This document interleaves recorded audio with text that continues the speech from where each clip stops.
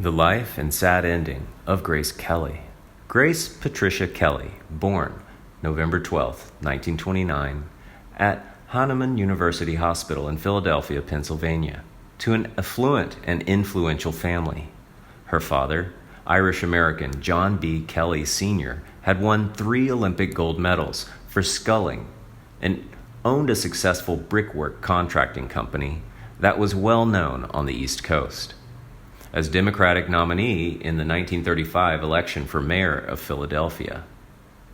Kelly's mother, Margaret Mayer, had German parents.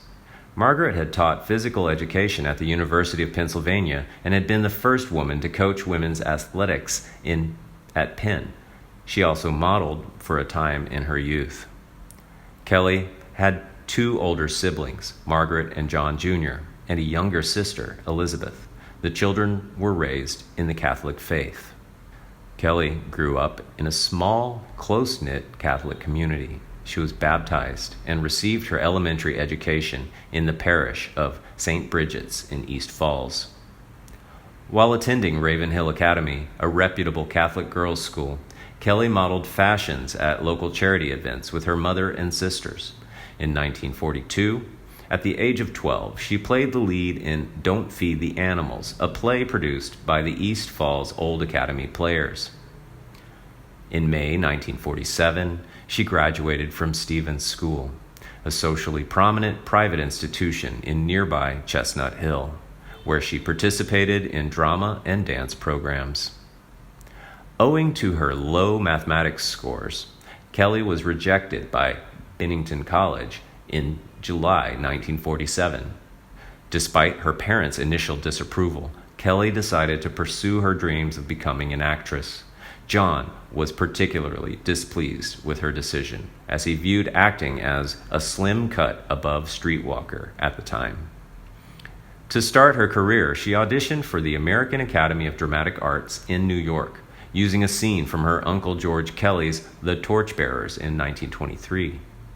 Although the school had already met its semester quota, she obtained an interview with the admissions department and was admitted through George's influence. Then, Kelly worked diligently and practiced her speech by using a tape recorder. Her early acting pursuits led her to the stage, and she made her Broadway debut in Strindberg's The Father alongside Raymond Massey.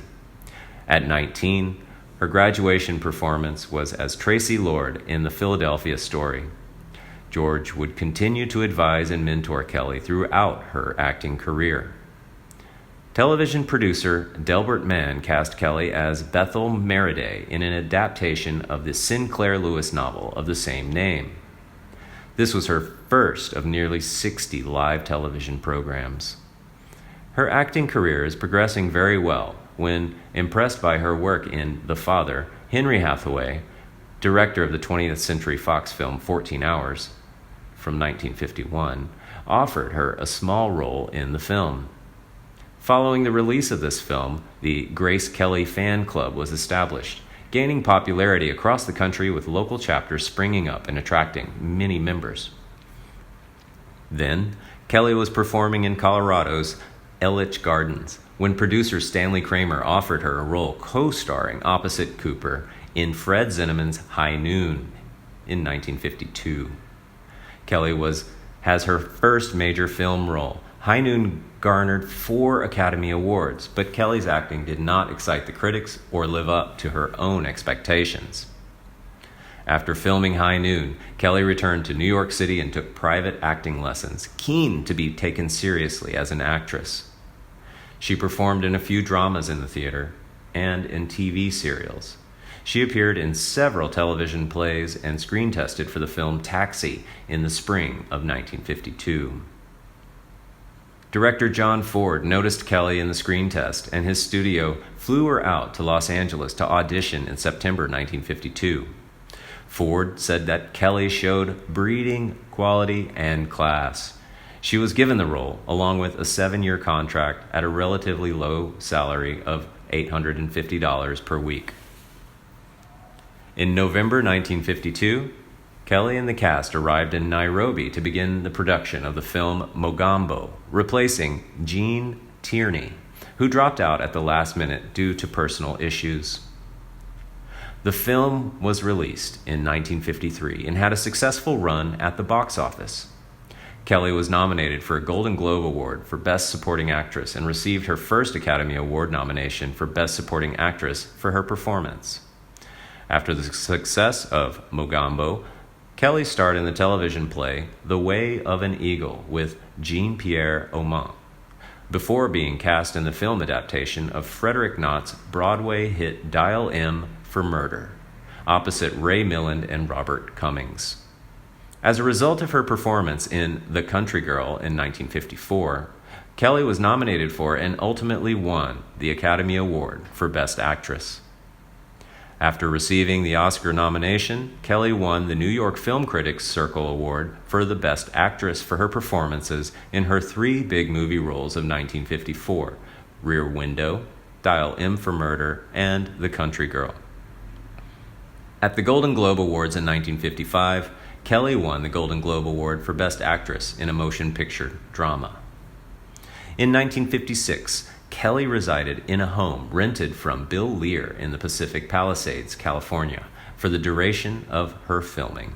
She portrayed Princess Alexandra in the film The Swan, directed by Charles Vidor, opposite Alec Guinness and Louis Jordan. Her final role was in Charles Walters' musical film High Society, a remake of the 1940 MGM classic The Philadelphia Story. Kelly headed the U.S. delegation at the Cannes Film Festival in April of 1955. While there, she was invited to participate in a photo session with Prince Rainier III, the sovereign of the Principality of Monaco, at the Prince's Palace, about 55 kilometers away from Cannes. After a series of delays and complications, she met him at the Prince's Palace of Monaco on May 6, 1955. After a year-long courtship described as containing a good deal of rational appraisal on both sides, Prince Rainier married Kelly in 1956. Princess Grace gave birth to the couple's first child, Princess Caroline, on January 23, 1957. Their next child, and heir to the throne, Prince Albert, was born on March 14, 1958.